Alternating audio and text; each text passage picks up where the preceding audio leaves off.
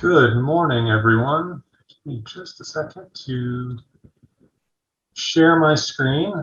Thank you for being here this morning for Donuts and Diversity, which is presented by the Rawls College Diversity, Equity, and Inclusion Committee. This is our second session of the spring 2021 semester, and our topic today is creating inclusive campus spaces. So I want to take a minute to introduce our moderator and then turn it over to her to let her introduce our speakers today. And just a heads up that one of our speakers, Dean Durham DeCicero, is running a little bit late this morning because she's got some dean duties that she's dealing with. And so hopefully she'll be joining us in about 10 or 15 minutes. But in the meantime, I'd like to start by introducing our moderator. So it is my extreme pleasure to introduce the moderator for today's panel discussion. Dr. Elizabeth Karam is an associate professor in the area of management in the Rawls College of Business. Her college and university level accolades are too numerous to list in full, but I'll share a few highlights. She received the Rawls College Teaching Excellence Award in 2015, was inducted into the TTU Teaching Academy in 2016, and received the President's Excellence in Teaching Award in 2017. She also received the Rawls College Faculty Service Award in 2016 and was the Integrated Scholar of the Year this past year. She is co-author of the Modified Instructional Duties Policy that became OP 3235. This policy supports work-life balance by modifying faculty teaching obligations in the event of personal illness for faculty themselves or a family member, or caring for a baby or an adopted child. Particularly relevant to today's session, Liz completed the Institute for Inclusive Excellence in the TLPDC in the 2016 to 2017 academic year. She chaired the Management Faculty Search Committee this year and hired 4 new faculty members with phenomenal teaching and research records, while also significantly increasing the diversity of the Rawls faculty. And it's worth noting that Liz and her husband, Jared, throw the most amazing parties at their home, including my own engagement party, and she never forgets my anniversary, which is wonderful. As a matter of fact, she hosted a brunch this past weekend to welcome new faculty members in the area of management and the School of Accounting who are visiting Lubbock for a house hunting trip. So Liz truly embodies the topic of today's session. She's dedicated her efforts at TTU to creating a welcoming, inclusive space on our campus. And so with that, I'll turn it over to Liz and let her introduce the panelists and get today's session started. Kirsten, thank you so much. That was so flattering. And I wish half of it were true, but I'm glad you read off the script that I bribed you to say. So that was very kind of you. I am thrilled to have been asked to moderate the event today. This topic is something that I think is so important, and the more conversations that we have, the more we focus on creating inclusive campus spaces can only benefit our whole community. And so I want to especially thank Kirsten and Andy Romai from the Rawls College, who are co-directors of diversity and inclusion, for continuing to host these important conversations and events despite our virtual presence on campus and despite some of the logistical challenges that we've had over the past year. So without further ado, let me introduce our panelists. As Kirsten indicated, Dean Genevieve Durham DeCicero will be joining us in a few moments, and so we'll introduce her when she joins. I have the pleasure of introducing Dr. Jessie Joe, who is an assistant professor of directing. And I would like at this time to ask Dr. Joe to talk about, just briefly as part of an introduction, your specific interest in inclusive spaces and why you think it's important to continue to have these conversations. Sure, thank you so much. I appreciate it. Just a small correction, 2 small corrections actually. The first is I'm not a doctor, although thank you so much for the additional degree. But also I pronounce it Jiao. So. Oh, thank you for the correction. No problem. Thank you so much. I think that my interest in inclusive space, I come to Texas Tech from a background in theatrical practice, so I didn't come here with a lot of experience in academia, except as an adjunct. And so I think that a lot of my interest in inclusive spaces really centers around my teaching. First and foremost, I'm most interested in creating inclusive spaces for students to learn. One of the interesting things about diving more deeply into academia has been the sort of looking at the sort of structural and institutional levels in which inclusion and equity need to be considered. And so I think that's been a real kind of been part of my learning curve coming here. So I continue to be really focused on how do I create the most inclusive space I can for my students when they're in a room with me. And then I think more sort of broadly, what can we do to sort of make the institution as a whole more inclusive? Great, thank you so much. I'm next going to introduce Suzanne Tapp. And Suzanne is the Executive Director of the Teaching, Learning, and Professional Development Center. I think I first had the opportunity to meet Suzanne when I was part of the Institute for Inclusive Excellence cohort many years ago, but it has been a privilege and an honor to continue to learn from her over the past 5 years and to really just be in awe of the wonderful programming aimed at inclusion that she has led through the TLPDC. And so, Suzanne, do you mind also talking a little bit about your view on why these conversations are so important? Sure, and thank you for a gracious introduction. I can only start by giving a shout out to my partner in crime at the TLPDC, Erica Brooks-Hurst, who leads the Institute for Inclusive Excellence in many of the programs here at the TLPDC related to DEI work. So I feel like I have to start by doing that. In terms of thinking about why inclusive spaces are important to me, I think most of the comments that I would make today would be focused around teaching, since that's my passion and hopefully some area of expertise. So when I think about teaching in terms of inclusion, I think about the art and the science of teaching and how relationship-based teaching is, and hopefully so strongly influenced by our values, and values as humans, and values of dignity and interdependence and social justice. So when we make an effort to make our classrooms and our campus inclusive, we show that commitment to others and to care, to our values. We model those values then to our students. Isn't this part of our role here at the institution? So I think that when we do that, our students notice, and then they go on, I hope, and change their worlds too, change their future workplaces, change their values, spaces, etc. So I hope that it's a cycle that makes change. I think that's why it's important to me.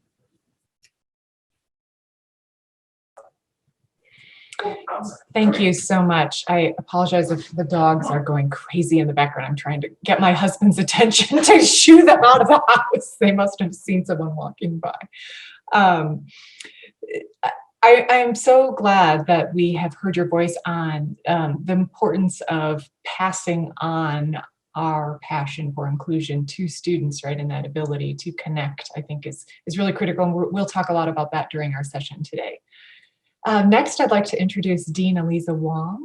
And Dean Eliza Wong is a professor of history and interim dean in the Honors College. Dean Wong's involvement on campus DEI initiative has a long and successful history, and both in the classroom and as an administrator. And so I'd like to ask you the same question that I'm asking of all of our panelists, of why you think it's so important to continue these conversations on inclusive spaces. I mean, I think I would first of all, thank you for having me here today. I know that this had been scheduled for last spring, and then COVID hit, and so we were all included in the global pandemic, and so it's wonderful to see that we are still, that this hasn't fallen by the wayside, that this is still an integral and essential part of the Rawls College of Business. So thank you very much for having me. I would add on to what Suzanne has said about being a teacher, right? I think that I come at inclusive spaces and the necessity from them first as a student, because when I was going through high school and I was attending college and I was attending graduate school, I wouldn't have called it inclusivity. I would have called it belonging. I wanted a place to belong. I think that the term changed for me from belonging to inclusivity when I stepped on the other side of the lectern and I became a teacher. And then it became my responsibility and my duty and my mission to make sure to include all voices and to create a sense of belonging. So for me, it is an essential practice because I need it. I need to feel like I belong. I need to feel like I belong not only to a place or to a field of expertise or a field of research, but to this community, to this university. And it is necessary for me to make sure that others feel like they are included. And in that process of inclusion, inculcate and develop their own sense of belonging to this university. Thank you so much. I've not heard that the idea of belonging and inclusion talked about in that way, but it's a really interesting comment to think about. Depending on your role within the university space, you may view inclusion differently. Do I have a place to belong? Do I have a community to which I feel comfortable and connected? So I'm really glad you shared that. I don't believe Dean DeCicero is here. Kirsten, I can't actually see all of the participants. So Kirsten, can you chime in if she is? She is not. Okay, great. Well, let's jump into some questions to talk, to kind of start. And just in terms of an agenda for our time, the idea was we would spend some time with our panelists kind of reflecting on inclusive spaces on Texas Tech's campus. Then we would have a little discussion about priorities and some unique experiences of different stakeholders on campus. And then we'd like to move into ideas for response or things that we can all do to create more inclusive spaces on campus. And we'll certainly allow time at the end for questions from our attendees. However, if at any time you'd like to ask a question, please feel free to use the chat, and we would like to recognize and hear your voices as well. So just to get us started, when you think about, and this is a question to the panelists, inclusive spaces on campus, what physical spaces come to mind? So we've talked about students quite a bit, and Jesse, I think you talked about the classroom. Are there other physical spaces that we think of?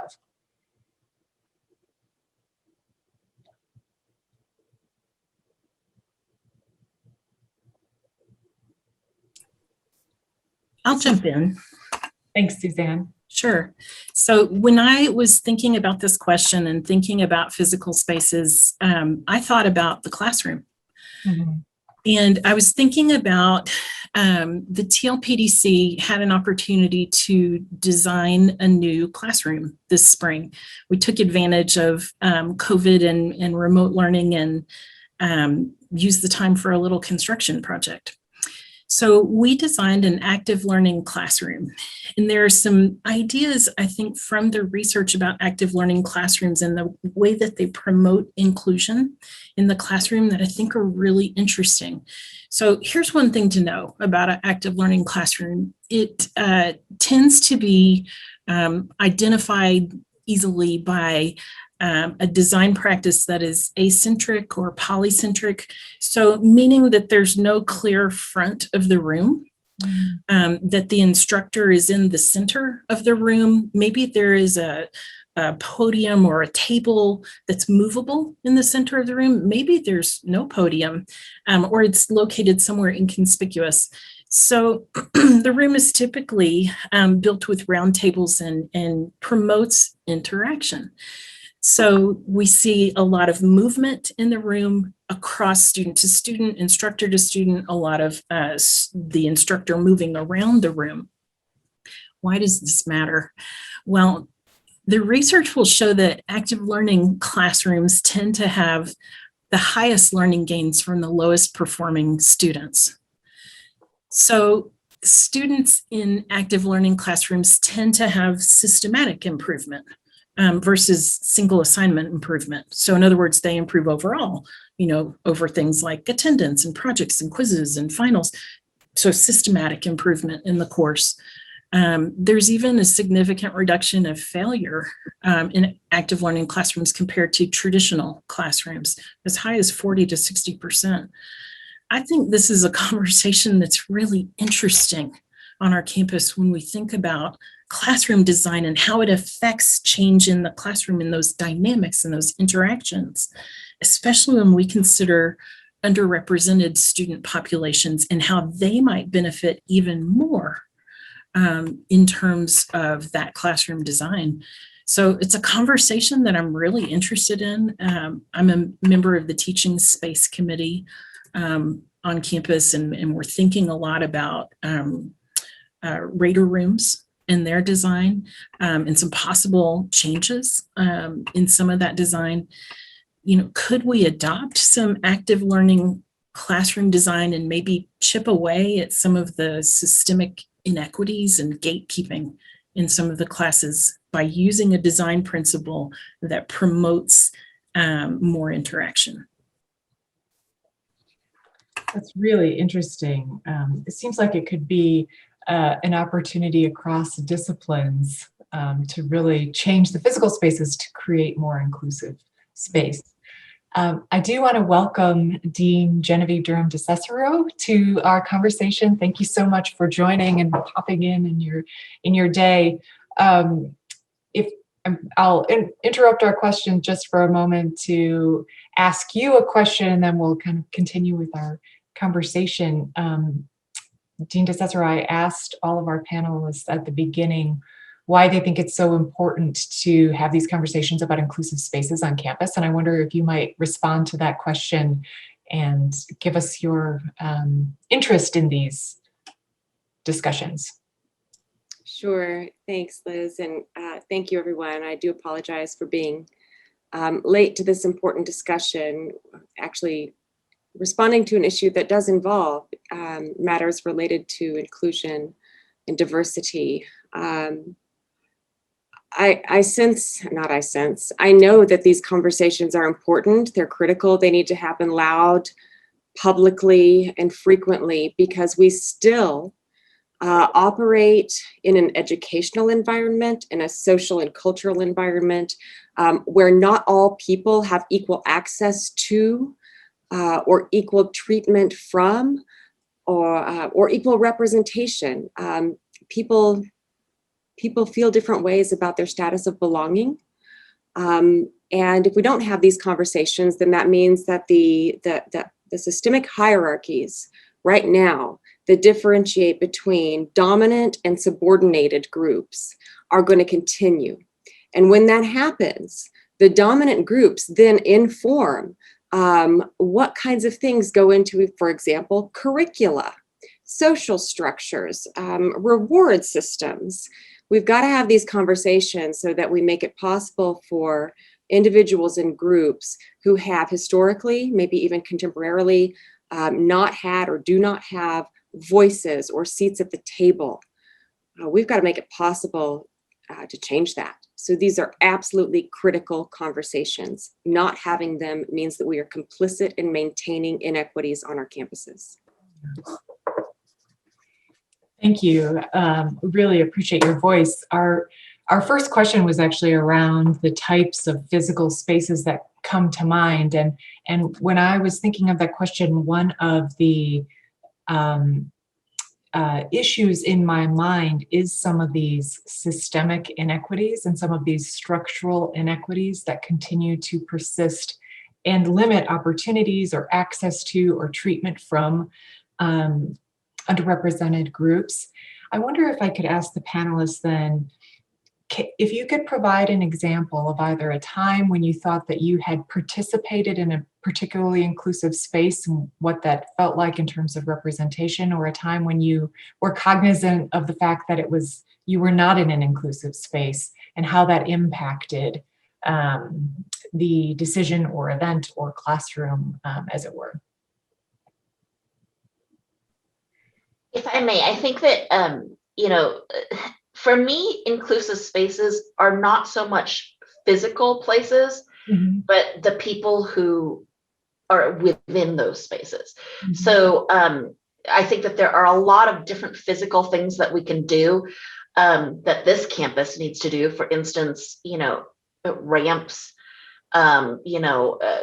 disabled bathrooms, gender neutral bathrooms, a number of different things that really would signal, right? It's not even that it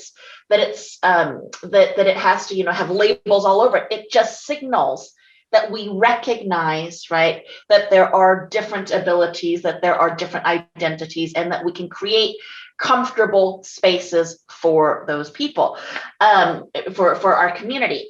And so for me, it's less about the space, because I think that, my office, right, I believe it to be an inclusive space, but you could put someone else in my office and all of a sudden the dynamic changes, right? So it's not so much about the physical space, but the people who people the space. So for me, when I've had, wonderful experiences where I feel like I'm seen, I'm heard, it has really been more about the people who are around me, right?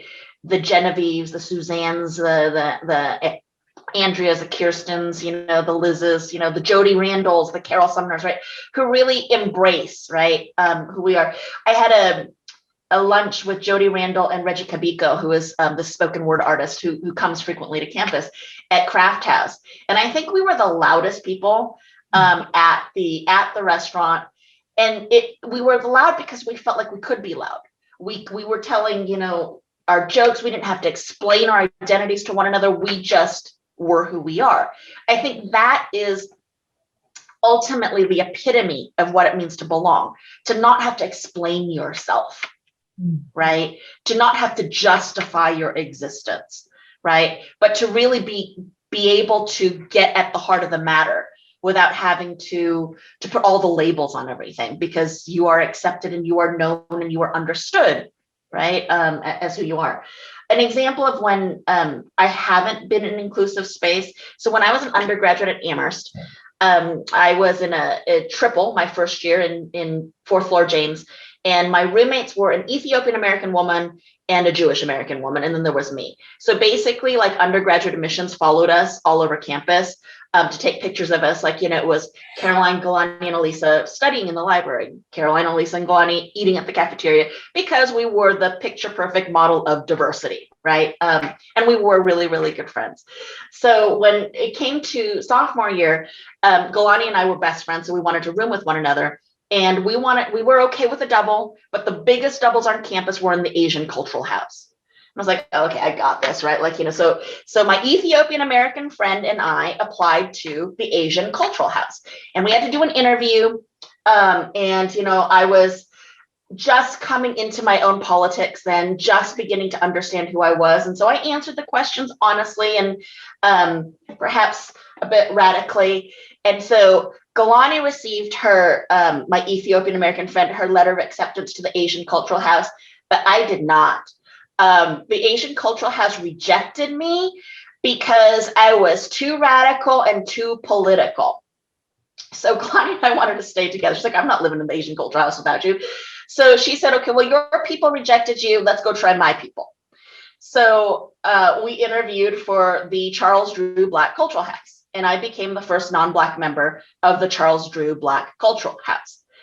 So when we're talking about these inclusive spaces, one of the reasons why I tell this story is sometimes you don't always find it within what others might assume is your community, right? People who necessarily look like you or talk like you. Senses of belonging come from the ways in which other people make you feel, not because of the ways in which you look or act or identify. And so I would really, in defining inclusive space, really open that up, right? So that it isn't so that we don't bind people and do exactly the same thing that we've always been doing with minoritized communities, is to shove them into a space and say, okay, well, you're safe there. I'd like to co-sign that and just say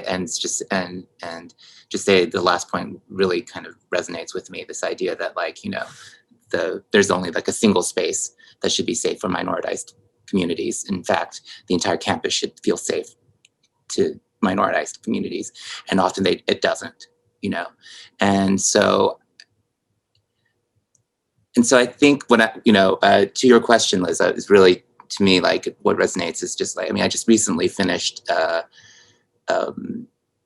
virtual residency with an Asian American arts group, and it was really astonishing to me in those meetings how much I found myself breathing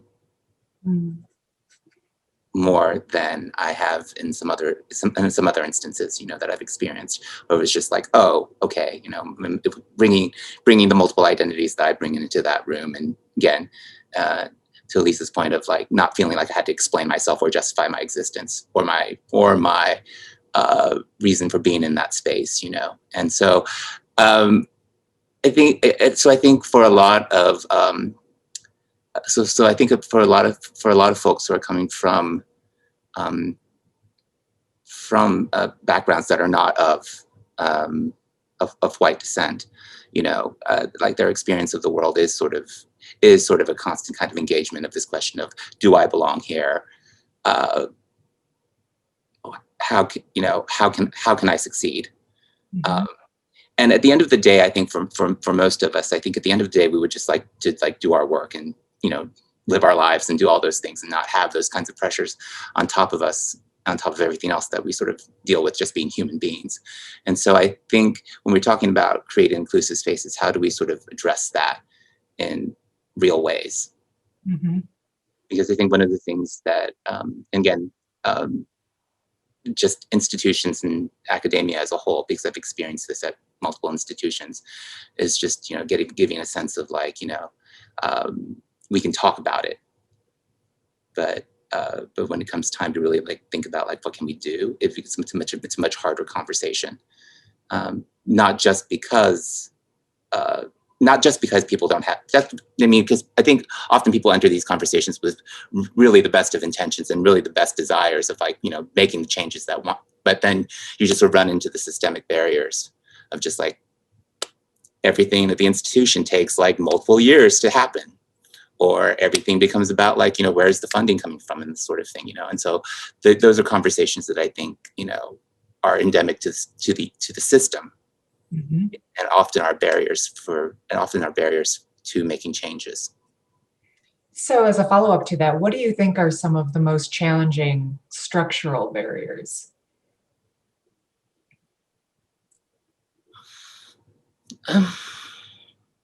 I mean, it's a loaded question because my dean is here. I don't want and she did a passionate, and as she spoke so beautifully earlier about, you know, she's been a passionate thinker about these issues and like wondering, you know, and I feel like she's sort of in the same boat that I am in terms of thinking like, how do we do these things, you know?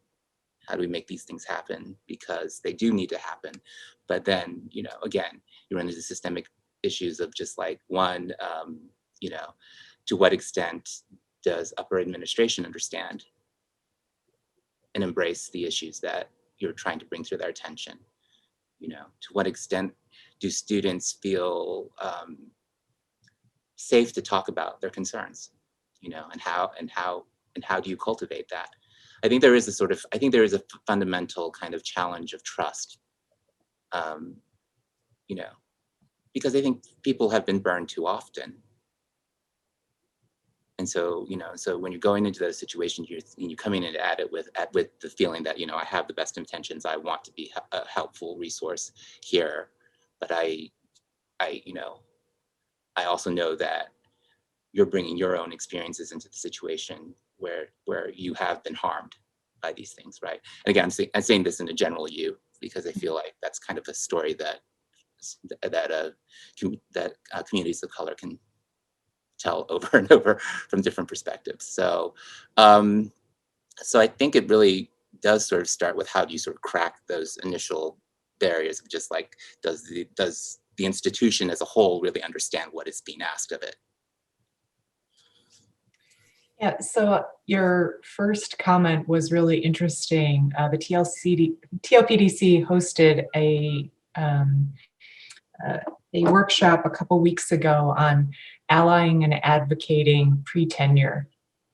And your comment originally reminded me that there are times when, perhaps because of a power distance, because of a hierarchy, that people are hesitant to use their voice in a way that could promote positive change. And I think that that can happen not just, faculty to dean, even if you have a dean who is very passionate and supportive, but I think we could see these kinds of conversations in our classrooms as well with our students, right, who may or may not feel comfortable coming to individual faculty members about issues in the classroom that have made them feel uncomfortable. And so I'm actually really glad that you brought that up, and I'm hopeful that there would be no repercussions from your dean for your comments. I don't believe there were. So I noticed Dean was sort of unmuted, so I'll let her speak to that. Gosh darn it, Jesse.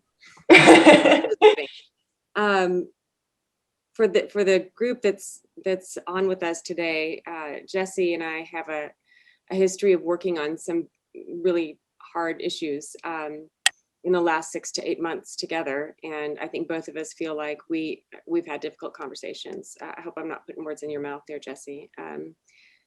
What I want to build on is, from his excellent point, is that we don't spend a lot of time here at this institution, nor do we spend a lot of time in higher education in general talking about the power differential and the risks and trauma associated with that.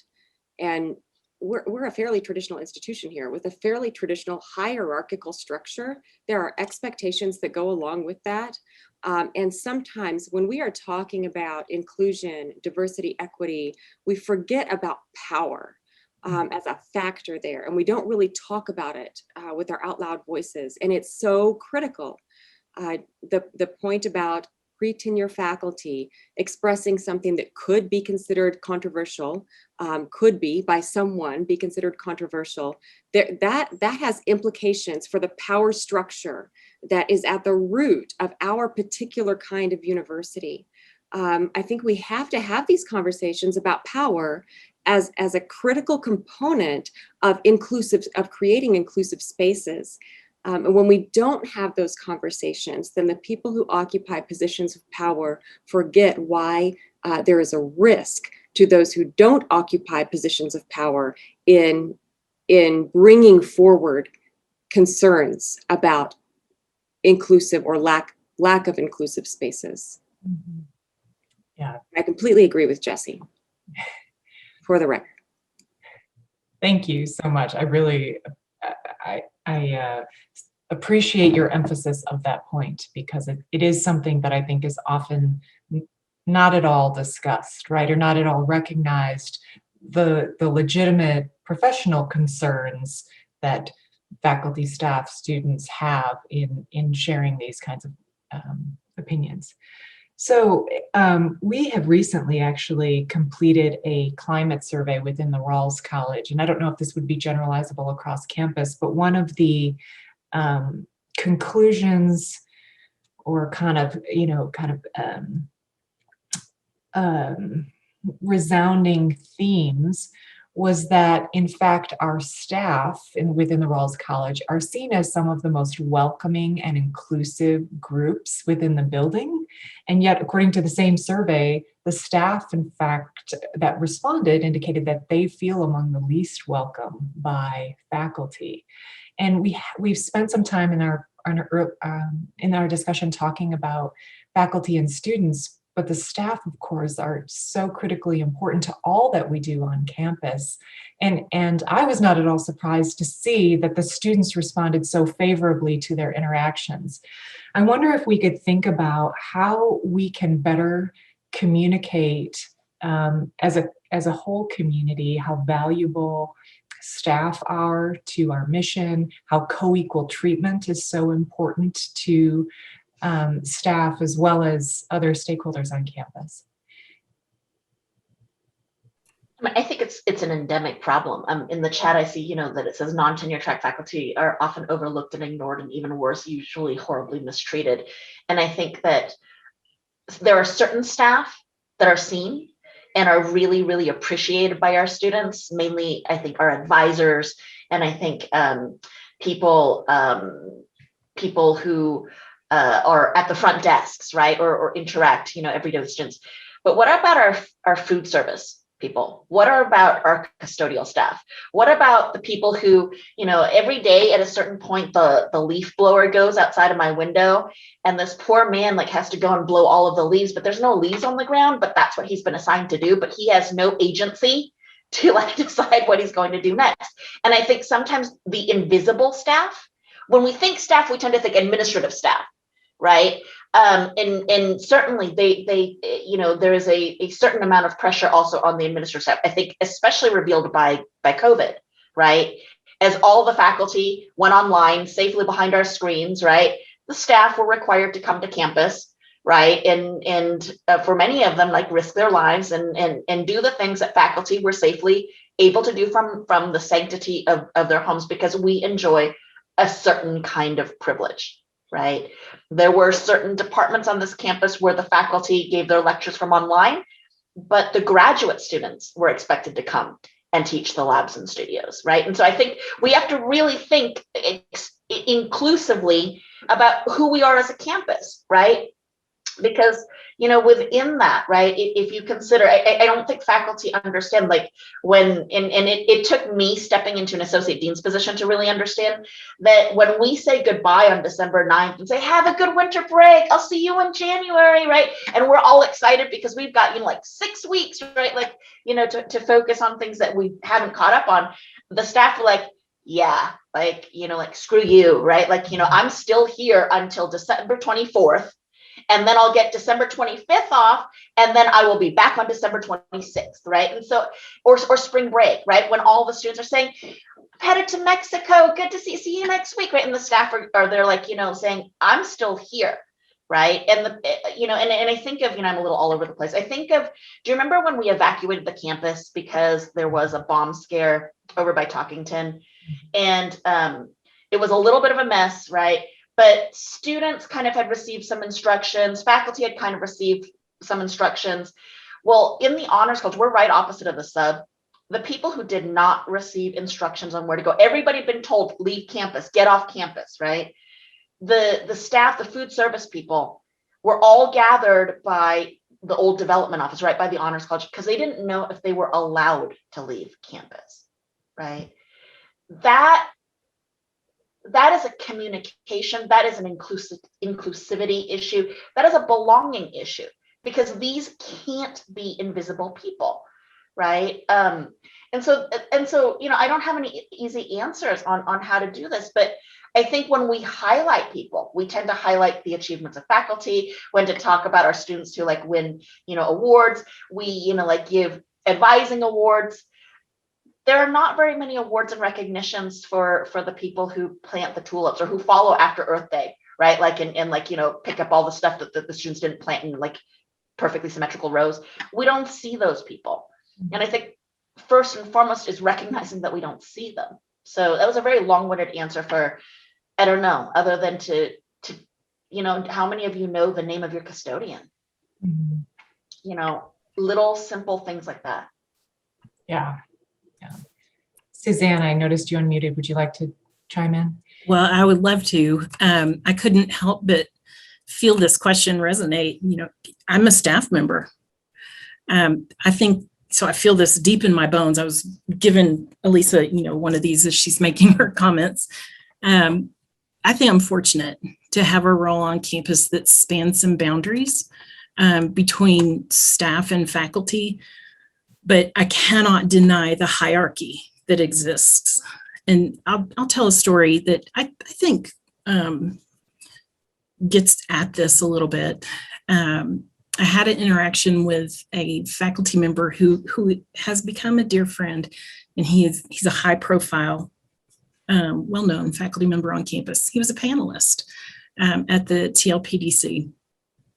And my mother was ill and dying of ovarian cancer. So I was splitting my time between Lubbock and San Antonio, caring for her. And here's what honestly happened. I got his title wrong. And I put out some marketing material that said assistant professor instead of associate professor at that time. He worked hard for that rank, and he was frustrated because it was incorrect. It was my mistake. I own it. But his reaction to me was, how dare you? How dare you make a mistake with my title? I'm a tiny bit ashamed to tell you, but I'll be honest that I came back at him and said, oh, I'm sorry, my mother's dying. You know, I let something slip. To his credit, he immediately picked up the phone and said, oh, Suzanne, I'm an asshole. I said, yes, you are. And he said, please forgive me. We worked through that, but I think it's still a great example of this hierarchy. You know, how dare you make a mistake? I don't know that this is predominant across campus, but it still speaks to me. Mm-hmm. I think it represents the hierarchy that many staff feel, with faculty being seen as higher, more important, more intelligent, more entitled. These are broad generalizations. They don't fit all the way across, but they're important. So I have some questions that I might ask if you're concerned about how your staff feel, you know, in the Rawls, or for others across campus who've joined us. You know, I would ask, how are your staff promoted? How are they rewarded for their work? What agency do they have? Elisa mentioned this, you know, to show ownership of their roles on campus. You know, are your faculty aware of your staff's roles and of their expertise and their training? Are staff included on your committees? Are staff included in college-wide discussions and decisions? Are there awards for staff within your college? I think these are great questions to ask that help us change that scale a little bit and recognize each other as equals and as humans. Mm-hmm. That's a really important point. I'm a leadership scholar by training, and I read a lot of academic research, but also other kinds of popular press business research on leadership. And one of the words that I hear repeatedly over this year is compassion. The best leaders are those that show compassion and understanding, and how important that is, particularly during COVID, but, you know, during other times. And I have been thinking more about that, just in terms of the asks that we have been making of staff on campus during COVID, and how, you know, some of the work that has had to be done to continue functioning as a university has had a tremendous impact on our staff on campus. I should actually say that Kirsten Cook was the one who originally suggested that we ask this question. And I thought it was fantastic, because when we think about inclusive spaces, or when I think about, originally had thought about inclusive spaces, I fall back to my academic training. And as my undergraduate degree in sociology, we focused on the inequalities of race, class, and gender.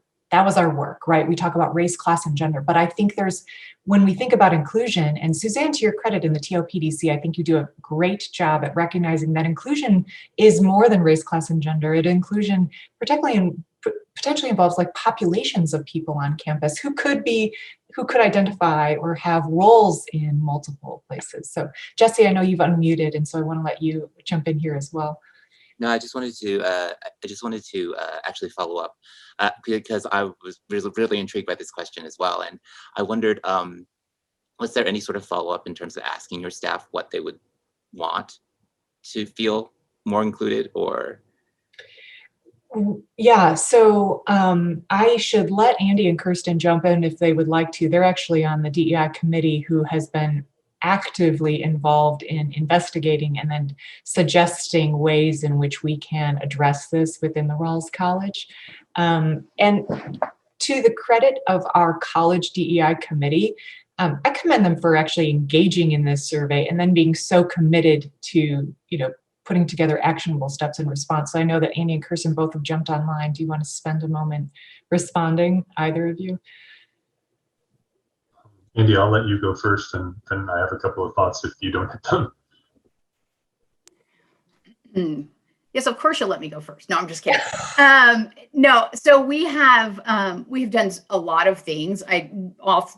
Not having prepared for this, I probably won't remember all of them, but we did set up staff awards. We spent, Kirsten and I, after the, I think it was after there, it probably was concurrent to the putting out the survey. We were very concerned about staff issues in particular. We knew that there were people who, through hearing through the grapevine, that were unhappy with the way they felt, not feeling included, feeling mistreated. So Kirsten and I went and met with many staff members in directors' positions specifically in person to ask what were the things they were facing, what were their biggest fears, what were their biggest complaints, what were the things that were making them not feel included. It was much more emotional than I had anticipated. Kirsten and I both cried just about every time we met with anyone. I was astonished at some of the things that were going on, just because you're only aware of how you experience things, and that's not the way that I treat people on a normal basis or intentionally treat anyone. So to hear that's going on was disturbing to me, to us both. And so we did work with the dean to come up with action plans in some of these areas to provide more agency. We did set up, the committee decided to set up some staff awards. I do think it is changing, but there are still issues. Certainly, those won't happen overnight. But yes, I mean, we've done a lot of things to try and address these. We've also started a sort of like a staff council within the Rawls College, which is an extension of the DEI committee. And they have their own, basically because when in a room between staff and faculty, they often don't feel like they can speak up. And in my own personal experiences, I'm always saying like, no, we're all equal here. You share as much as you want. And the fact is I can't get them to they don't feel equal. So I don't want to put them in that position. So we've created their own spaces for them to tackle these issues. And I just offer support when they ask for it. So there's a lot of things. Kirsten, I'm sure you could think of some other things, but that's off the top of my head. That's the biggest things that we've done. Yeah, the only thing that I will add is in response to the climate survey, when Andy and I first began our positions as co-directors of diversity, equity, and inclusion, we had a diversity, equity, and inclusion committee in place in Rawls that was about half faculty and half staff. And what we were finding in our meetings was that faculty were dominating the conversation, as Andy said, and staff were not really feeling comfortable to participate. And so what we decided to do was to keep the faculty number the same, but to add a staff member from literally every office in Rawls as a representative of their office. And so now our committee is, between 2/3 and 3/4 staff. And in size, it's maybe a little bit unwieldy. Sometimes when we all get together, there are almost 20 of us that are there. But we don't have that problem anymore. I don't feel like we have that same problem anymore. That now that there are more staff that are involved in the discussion, they do seem to be speaking up more and sharing their opinions more. And we're grateful for that, because that was a perspective that we really weren't getting in the past. But everything else I was thinking, Andy's already hit on. So yeah, thank you. But that's an interesting point about increasing the number of voices and having the effect of support for those voices, and hearing those voices more. So I want to switch gears a little bit, because I think another question that we had prepared, I think, is particularly relevant to the discussion that we're having as well. I know we've got some questions in the chat, and I know, Aliza, you've been very helpful in responding to those, so thank you. We'll also share those as a live in just a moment. But I know that we have received the comments that many international faculty and PhD students have expressed a feeling that they often do not have a sense of belonging, as Aliza described earlier, that they, if we use the term people of color, our international faculty and staff don't necessarily feel that phrase applies to them. They're not, Asian American, but their identity is more Asian, or, our terms that we use on campus, in fact, in some ways, make members of our international community, which is large and growing and contributes so much to our diversity on campus. It really, some of the terminology that we use, in fact, makes our international community feel excluded. And so I wonder if we can strike a balance between recognizing members of our international community and trying to recruit and retain students and staff and faculty, while also recognizing the important work that we have to do with American, if I can call that, underrepresented groups on campus. Jesse, you want to chime in? Thank you. I would. Thank you so much. I think, I think that one solution that has been gaining more and more traction, which I have ambivalent feelings about a lot of the language that we use. POC has long been considered to be accurate but imperfect term because of the way that it kind of still defines people in relation to whiteness, that, if you're not white, you're a person of color. So the the term that has sort of gained traction is people of the global majority, because the simple truth of the fact is that people who are not white outnumber white people on the global scale. And so I think this does sort of take into account the international experience. A lot of what we call critical race theory, I think, is talking very specifically about a Western and American context and the experience of minoritized peoples inside of that context. And so that doesn't necessarily speak to the experiences of people from other countries, and which have their own unique issues centered around race and gender and ethnicity. So I think that, like, people of the global majority is something that I think I might take up because it feels perhaps more inclusive.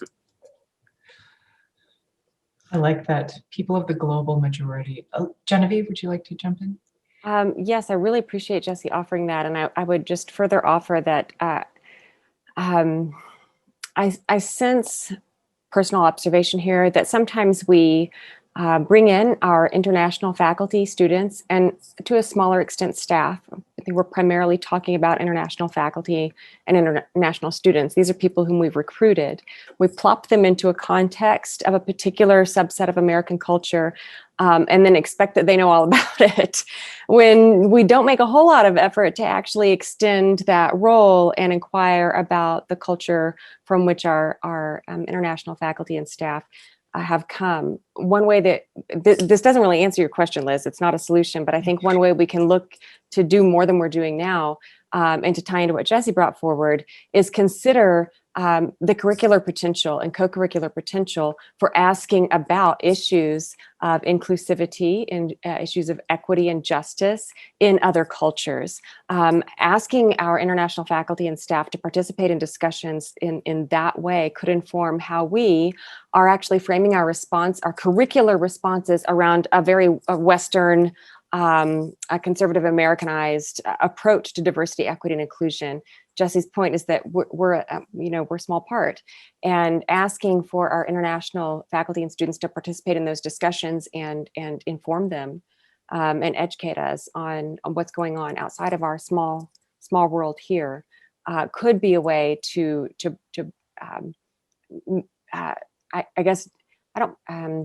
feel less like we are enforcing a context on those who come into it, and more like we are reaching out to understand perspective, and that we're providing our students, especially with an awareness of why that additional perspective is necessary. Yeah. I mean, the work of diversity is hard, right? I mean, and basically the state of Texas gives us 5 boxes, right? Like there's Asian, and I'm always like, okay, I want to click that box, but I mean, I've been to China 4 times in my life, right? So, okay, I mean, okay, I mean, Latino, they don't use Latino, Hispanic, right? Which could include people from Spain, but which really is supposed to refer to Latinx, right? but then do Argentinians who are generally of European immigrant descent, that doesn't include everyone. Then there's like maybe African American that is not necessarily the Caribbean experience or the Caribbean American experience, right? And then there's Native American, and then there's other, right?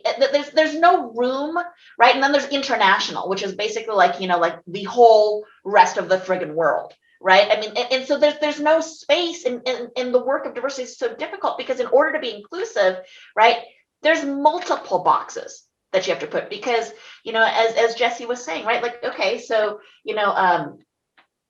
like, okay, Asian, I guess suits me the most, right? But if we really want to get down to it, then it's Asian American. Then it's Chinese American, then it's Chinese American second generation from the West Coast, because that's really different from the experience on the East Coast, or, God bless you, from the Midwest or from the South, right? Like, all of those things, right? Well, where is, right, the gift for that, right? Or even, I think, probably the box that I would check, and Jesse, I don't know if you've experienced this, right? There was a funny meme on Twitter where it was just like, okay, tell me you're Asian without telling me you're Asian, right? And so people were posting, right, like, where are you from, right? Like, the question that I think, for instance, a lot of Latinx and a lot of Asian Americans receive because of the history of immigration, right? That it's not enough when I say, well, I was born in Oregon. And they're like, where's that in China? You know what I mean? Like, like what does that mean? But I think that this is, as Genevieve was saying, such an important conversation to have because we don't have enough understanding and enough space right now. We haven't opened up this space. And that's why this question is so important, because the experience of someone who immigrated from China or is an international student from China is not the experience of my Chinese American student whose fourth generation grew up in San Francisco. It just isn't, right? But I also think that, when we're looking at anti-Asian violence right now, right? There's Stop AAPI Hate, Stop Asian Hate. Neither one of those monikers include everyone, because the people who are attacking our Asian grandmas out there, right, are not looking and thinking, oh, this is a Korean American woman, second generation, right, who, has grown up in Harlem, right, and lived here for 3 generations and handed, the shop. That's not what they're thinking, right? They're thinking virus, foreign, Asian. They're not making those distinctions. And so the international and the hyphenated hybridity of hyphenated identities in America, we're not talking about those things.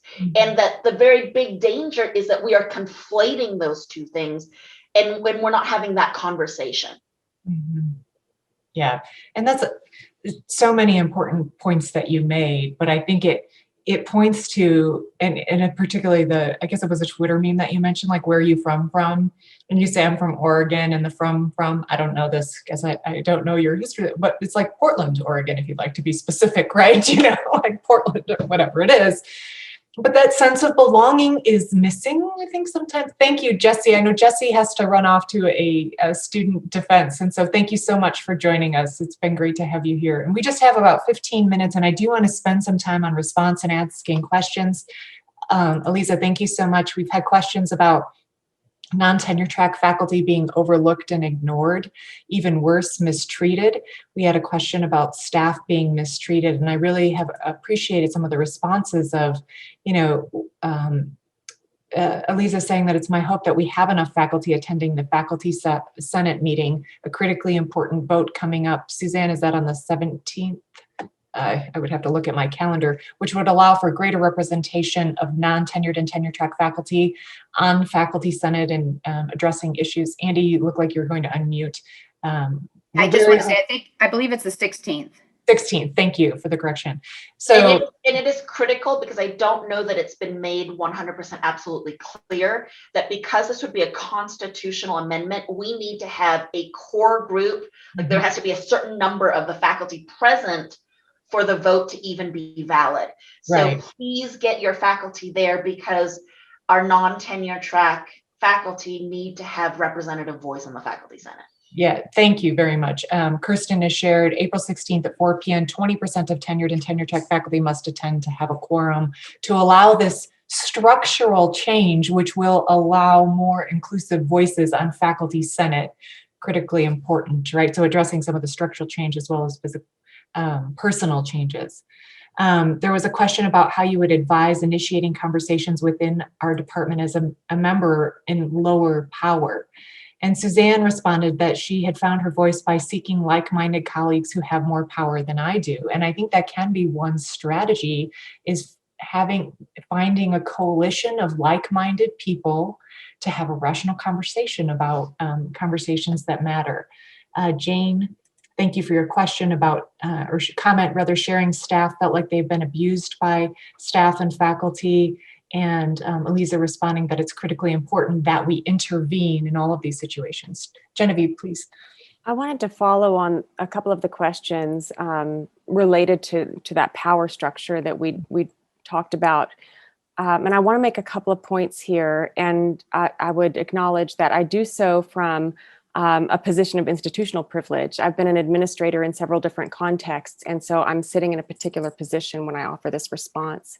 I think sometimes units, academic support otherwise, will respond to the need to have these kinds of difficult conversations by constructing committees to do so, or working groups or ad hoc groups.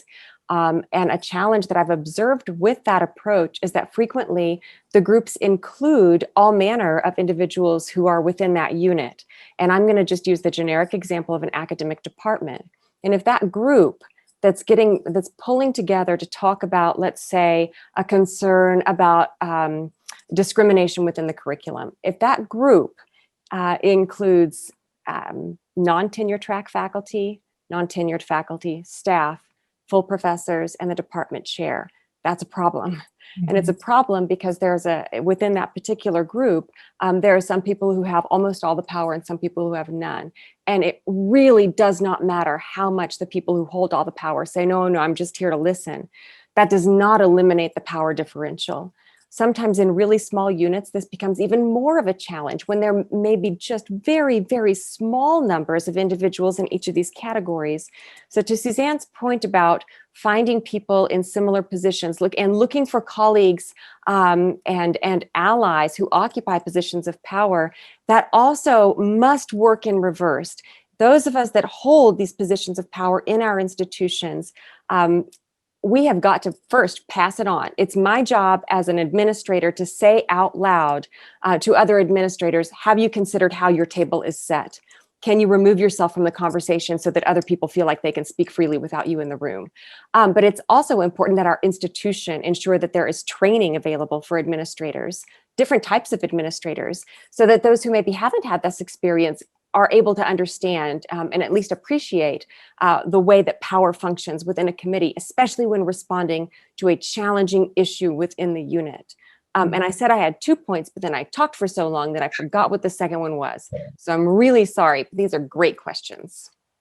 Your first point was really important, though, and I so appreciate, and I know that you take to heart passing on the power and finding ways to allow more voices to be heard. And so we're very grateful for the people on this panel who have done that, to Suzanne and Eliza and Genevieve throughout their careers on campus.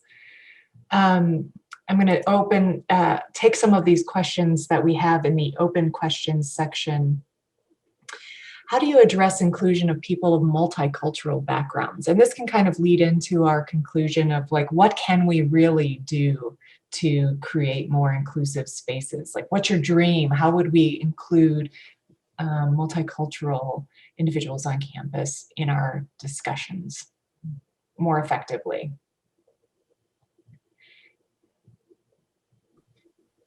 So a lot of small liberal arts colleges, and I was just typing this up, I wasn't fast enough. Oh, I'm sorry. No, it's all right. I think I've just gotten used to typing up answers because undergraduate admissions, when we have like our big college days, like there's always 500 million questions you have to type in the answers. Okay. Many small liberal arts colleges, they've just thrown away the traditional categories, right? So there's not a box. Yeah. It's a write-in, right? And you write in how you identify, and that can be a really empowering experience where someone else isn't choosing your modifiers for you, right? You get to describe, your experience, and again, you can put in generational things, you can put in that you are biracial, multiracial, a number, or that you don't identify with any of those things, right? Or you just write a human, or whatever it is that it forces people to really consider how they would describe themselves. And so that is one way that some small liberal arts colleges have done it.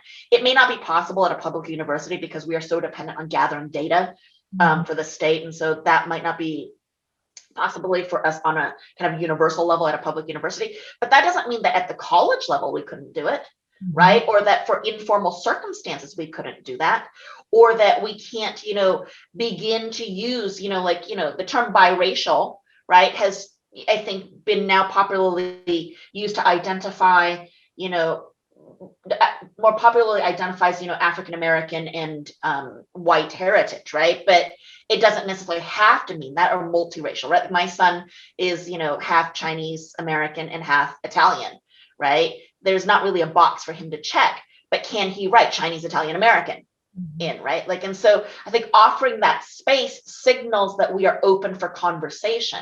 And from there, I don't think it's necessarily just up to us. I think once you open up that space and you indicate that you are open to that conversation, then we should allow the students and the staff and the faculty to drive that conversation about what we can do to make sure that they are seen and they are heard. We just set the space, we just set the stage, we just make sure that it is understood we are open to that conversation.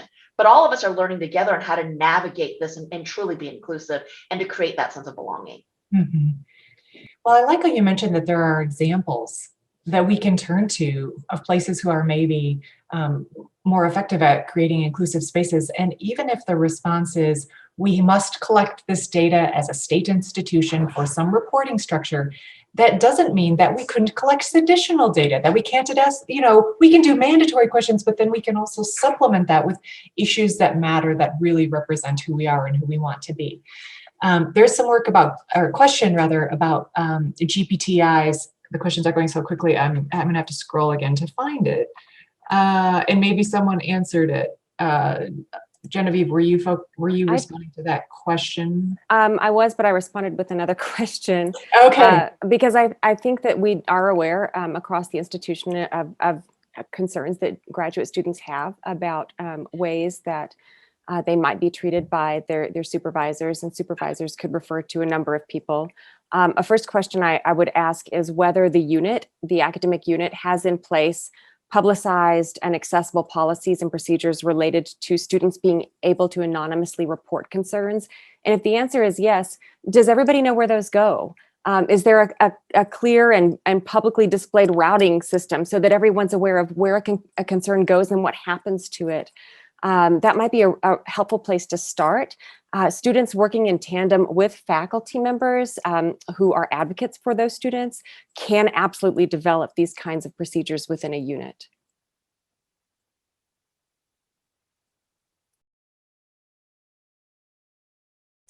There was another question about the term DEI and the fact that it feels very performative, especially when there are such structural issues within an institution or our institution. What can we do to radically restructure the university and not focus on the performative aspects of DEI? And the response— That's $100 million question. Right? Yeah. Suzanne, I have the answer to that one. Beyond like revolution, I think that it's difficult for us, right? I mean, one of the beauties of 1776 is that we didn't have to deal with monarchy, we didn't have to deal with already existing governmental structures. We could kind of, and that's why it took us so long, right, to write, the Constitution and everything else, right? Because we could take from other places, right, and build this more perfect union. We have a structure. It's a structure that is very Western. Is based off of a very long European tradition, and it's based off of a hierarchical structure that comes from monarchies and churches. And so that's, I mean, Corey, you're absolutely right. It's probably the most difficult question we have to answer, is how we throw out the traditional hierarchy. I don't know that we can. I don't know that there is necessarily a way to do it. Even in the most, progressive, radical, small liberal arts colleges, the structures remain very similar. The power dynamics feel a little bit different because of the human relationship between people, right? But the titles still exist. The offices still exist. And even they have not been able to remove that. And I think that we have to be careful. I mean, absolutely DEI, it feels like, like those acronyms that we like throw out, right? That make us sound like, well, we know what we're talking about, like that kind of performative activism or virtue signaling, right? That takes place. But I'm not sure that it's the name that needs to change so much as we need to get at the underpinnings of what that work means. Maybe if we actually really begin to understand the work so that it is not performative, so that it is not that, you throw some money at programming, right? And therefore the college has participated, right, in diversity activities. Maybe if at Take Back the Night, we had all the deans present and walking to take back the night. Maybe if the president walked with us, maybe if the provost walked with us, right? Maybe that's the subject of change. And I don't care so much whether it's called diversity, equity, inclusion, or belonging, or all of those sorts of things, right? Maybe if we do the work first, we'll come up with the right name for it. Mm-hmm. That's what I would ask you to consider. Yeah. Thank you for responding to that question. There are several questions in the comment about the structure and about some of the challenges that we have.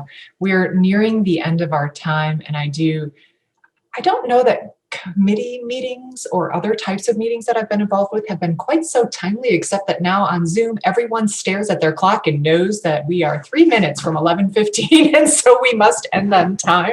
I'd like to offer, and so to be conscious and respectful of everyone's time, I'd like to offer the last closing minutes to our panelists to just share your thoughts on moving forward. I know we're limited, but if you have other comments or suggestions, we'd love to hear them as we close. I'll jump in here. Thank you. And offer that I'd suggest that those of us who are on the call who, as I noted that I do, occupy a position of power in the institution, I think the more that we can talk about the missteps that we have made, respective to, and I'll use the terms diversity, equity, and inclusion, the more we can talk about that in a way that allows it to be a regular part of conversation, the more that we allow for the conversations to take place and the more that we permit other individuals to also acknowledge their missteps. I think that's really, really important because it signals that we are going to fall along the way, but that we are committed to picking up and getting going again. And it's really, really important that those individuals in positions of power commit to doing so regularly to signal a willingness to do that forward walk. And I really appreciate being part of this discussion. I've learned a whole lot. Thank you so much. I would like to thank everyone for coming today. Thank you for your generous questions. Thank you for your time. Thank you for participating in this conversation, which is so important. I hope that you continue to look for programming on campus and opportunities to share your perspectives, either through the Rawls College activities or through activities through the TOPDC or through your respective colleges or communities, as we all work together on building inclusive spaces on campus. So thank you very much for your participation today. Kirsten, you want to dive in? I know you've got the upcoming Donuts and Diversity information, which we'd love to share at the end as well. Sure, let me put it back up for folks to see. So very quickly, because I know we're at time, we do have one more Donuts and Diversity session scheduled for this semester. Andrea Roma is organizing it. It's called Feminism. Why does the word feminism generate so much disdain? And so that's coming up on Wednesday, April 21st at 1 o'clock. And the coordinators for that session are going to be Deidre Popovich, who is an assistant professor of marketing here in Rawls, and Jocelyn Scott, who's a visiting assistant professor of women's and gender studies, also here at Texas Tech. So with that, just want to say thank you again to everyone for being here. And also a big thank you to Julie Doss and Matthew Winfrey, who behind the scenes always help us to run the Zoom webinar and all the technical things that I have not yet learned how to do. So thank you so much to you two for your help as well. To Liz for being such a wonderful moderator, and to our panelists. And hopefully we'll see you next month for our last session.